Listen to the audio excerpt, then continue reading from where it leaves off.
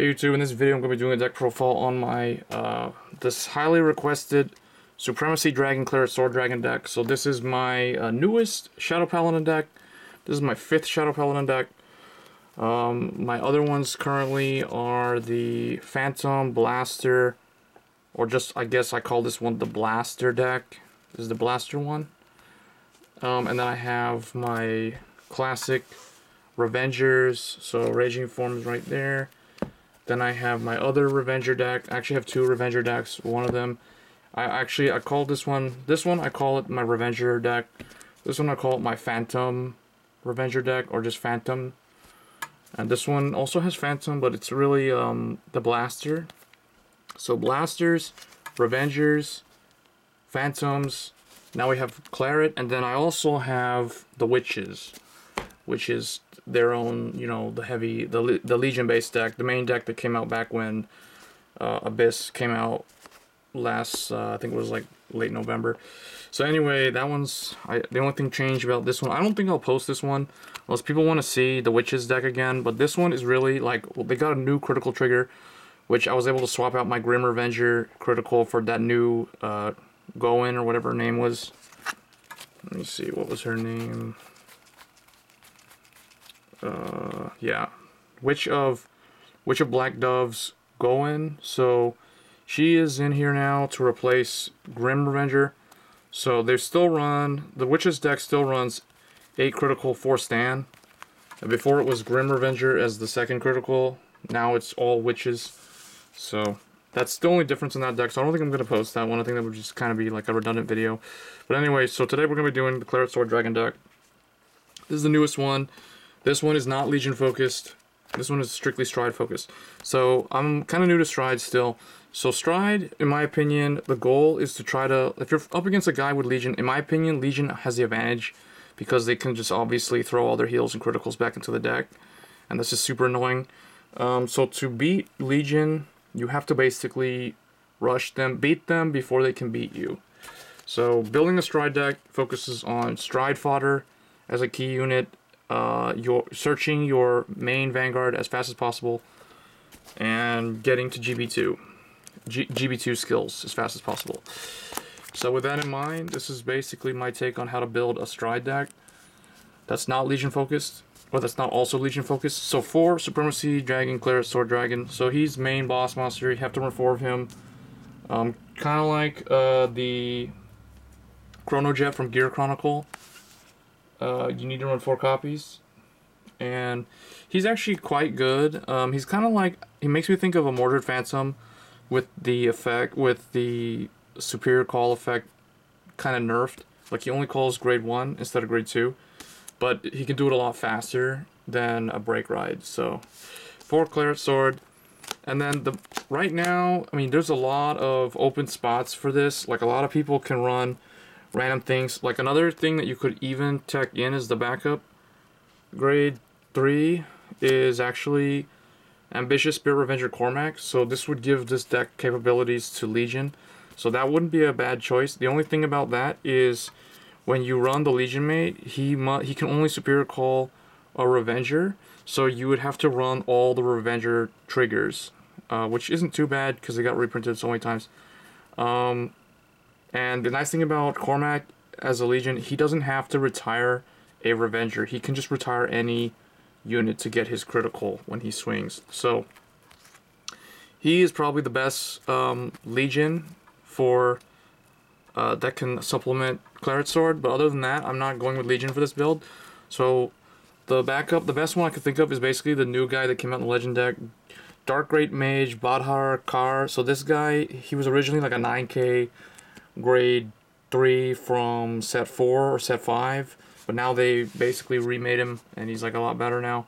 So he's got a GB1 skill, and it's good because it's on V or R. Basically when he attacks, his attack hits a Vanguard, you can search a deck for a grade 1, call it to R. So basically Vanguard or Rearguard with GB1, his effect works. But he's just, usually him and the other Claret Sword copies end up being Stride fodder, so that's why, like I said, the other grade 3 doesn't matter a whole lot, but that's basically what I'm running.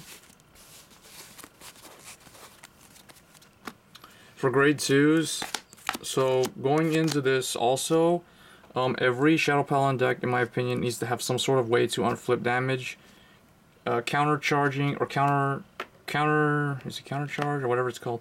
Anyway, unflipping damage is kind of very important, because all Shadow Paladin decks tend to be counterblast heavy, to some extent. So, for Curse Lancer, he got reprinted back in set 15. This is the set 15 one, so this is the alternate art one. His original print, I think, was set 5, and I think he may have been a promo or something. But anyway, he's not that hard to get. Basically, he's your typical Vanguard or Rearguard. When he hits the Vanguard, he can unflip a damage.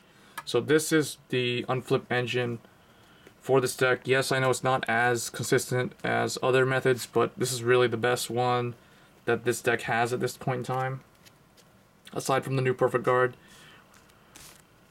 And then next, I am running 3 Darkness Maiden Maka.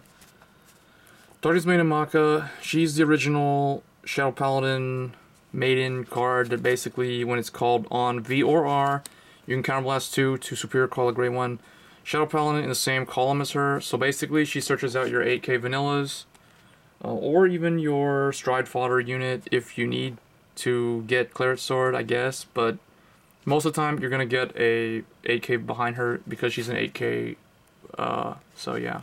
That's the only downside of her, but back then, they were more conservative with the power creep, so that's why she's 8k. So 3 of her. And then 2 Unorthodox Shield McLear. He's just really good to prevent rushing. He's just, I kind of think of him as like an anti-Aqua Force deck. Right now, Aqua Force is actually pretty good against Shadow Paladin because they can rush them down with Lambros. And of course, you've got the Maelstrom stuff. But McLear, he's okay. I mean, I went heavy on 8k Vanguards in this deck because, as you'll see, there'll be an explanation later as to why I went with a lot of 8k stuff. But as long as you can form 16k lane, it's fine. And then I am running 1 Scornful Knight Gaea. So she's basically the new Skull Witch Nevin. But the only thing about her is she's stronger. She's 7k base, grade 2. And you have to have GB1 to do her effect. So basically it's counterblast 1, discard 1 card when she's placed on R, and then you draw 2 cards. So same effect as Skull Witch Nevin. She was the original, who does the exact same thing, only she doesn't have to be GB1. So this is my extra copy that I was never using, so I just threw it in the deck. Otherwise I'd be running probably 2 of this. But yeah, 2 of these. You don't want to play too many of these type of cards because they are really weak. So if you ever ride them up against someone like Aqua Force or Nova Grapplers, you'll be in big trouble. So you try not to want to ride these. Yeah. So that's the grade 2 lineup. Again, that's why McLear is kind of defensive in that sense. So moving on to grade 1s. I am running the normal Perfect Guard Dark Shield McLear. The main reason why, and that's actually the main reason why I'm running Curse Lancer in here, is because my new one, the Cosmic, whatever it's called, is actually, Cosmo Healer, or whatever his name is actually in one of my other decks. I think it's in my Phantom deck, because that deck is super counterblast heavy. But anyway, the original Dark Shield McLear, so he's like the first Shadow Paladin Perfect Guard. So yeah, just 4 Perfect Guards. And then 4 Stride Enabler, or Stride Fodder, whatever you want to call it, or Claret Sword Searcher. Cherishing Knight, Bronwyn, she is really good because oftentimes you kind of want one of these as a rear guard, so yeah. And then next I'm running 3 Black Sage Sharon, 8k Vanilla, original 8k Vanilla, and then 3 of the new 8k Vanilla, Knight of Diligence, Mazorif. So this is 6 8k Vanilla grade 1s. The reason why I went with so many 8k Vanilla 1s, as you can tell, I'm running McLear and I'm running Maka. So this way, these 2 still form proper, they basically generate proper threat when they attack the opponent. So they make 16k columns. So, and with that many targets also, this guy and Maka call grade 1s. He calls grade 1 when you stride over him. So these are really good targets for him, and then obviously they're a really good target for her. So that's why I run 6 of them. So you can kind of think of this as kind of like a budget Shadow Paladin deck. It's not too hard to build. You can tell the lineup that I went with. And for even from like older cards that are hard to find like these, if you're not going to run these, then obviously Claret himself can superior call grade 1s when you stride on him. So it's not that big of a deal. And otherwise, you can just run like 2 of this. And then this can be a, I don't know, like a 10k vanilla or whatever.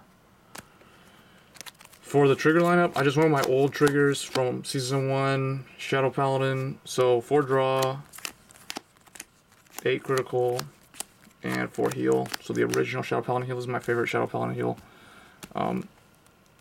So I just went with the lineup from back in the day. Typical 8, 4, 4. And then the starter I went with is Promising Knight David. Mainly because he doesn't use counterblast. And he's just a really good, like, if you have to retire, you can retire him instead of retiring 2. So, not actually, he's actually pretty decent. I was thinking of using him with a bunch of different decks, like Paradir Revengers with Limit Break Enabler, all kinds of weird stuff.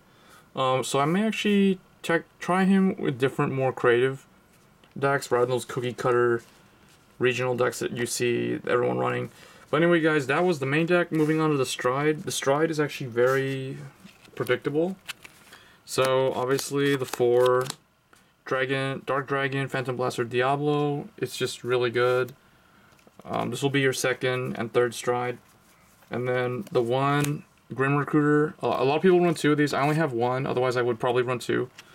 But yeah, my 1 Dark Knight Grim Recruiter from the Legend deck. And then 1 of the Fighters Collection Dark Knight. Like I said, if I had 2 Grim Recruiter, I probably wouldn't run this guy at all.